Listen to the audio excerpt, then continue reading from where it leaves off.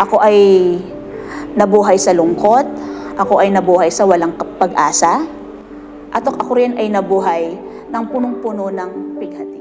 I used to also live a sinful life, nangungupit sa magulang, hindi faithful sa pagdating sa pag-giving at sa nagagawa rin yung mga bagay na hindi kaayon-ayon sa will ng ating Panginoon. Before I encountered Jesus, my life before was I am part of the LGBT.